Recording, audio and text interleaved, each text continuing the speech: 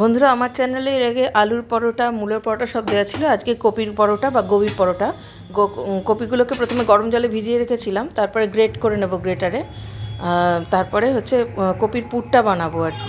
এবার কপির গোড়াগুলো আমি নিয়ে নিই, দেখিয়ে দিলাম ওই জন্য। প্রথমে একটু সর্ষের তেল দিয়ে তার তেলটাকে গরম করে তার মধ্যে একটু জিরে ফোড়ন দিয়ে, শুকনো লঙ্কা দিতেও পারেন, নাও কুচি কুচি করে কেটে নাও দিতে পারেন।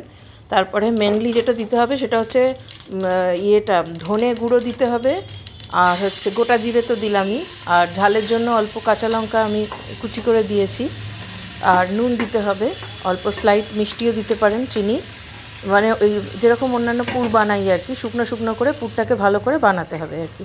আর যেটা দিতে হবে একটু গরম মশলা আর একটু আমচুর পাউডার, আমচুর বা ওই ধরনের টক কিছু জাতীয় জিনিস একটা দিতে হবে, যাতে টক ঝাল মিষ্টি তিনটেই ব্যালেন্স হয়। দিয়ে এবার এটাকে শুকনো শুকনো করে বানিয়ে নিতে হবে।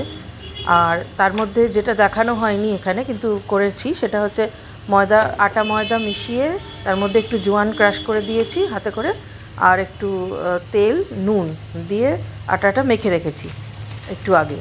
আর আটাটা এমন মাখা হবে যে খুব নরমও হবে না, খুব টাইটও হবে না। আর এবার কপির পুরটা বানানো হয়ে গেলে যখন আমি পুরটা ভরবো তখন বলছি, লেচিটা যেরমভাবে কাটবো সেটা আগে থেকে বলে দিচ্ছি। লেচিটা কাটার পরে যখন পুরটা ভরবো তখন সাইড থেকে পাতলা করব পুরটাকে, মাঝখানটা মোটা থাকবে।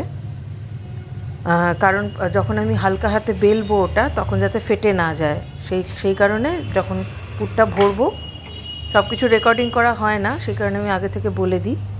তো এই পুরটা এখন চিনিটা দিলাম, পুরটা বানানো হচ্ছে, একটু শুকনো শুকনো করে পুরটাকে বানাতে হবে, একটু যেন ময়েস্ট না থাকে।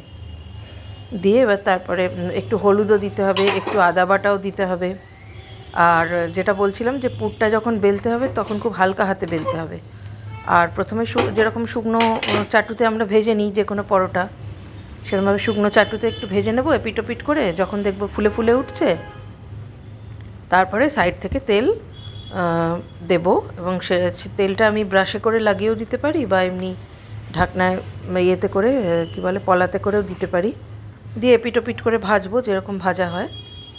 আর এর সাথে যে আলুর দমটা বানিয়েছিলাম, যেরকম আলু সেদ্ধ করে তারপরে হিং ফোড়ন দিয়ে একটু আদা বাটা, একটু টমেটো, একটু ধনে পাতা এসব দিয়ে একটা লিকুইড করে একটা আলুর দম বানিয়েছিলাম।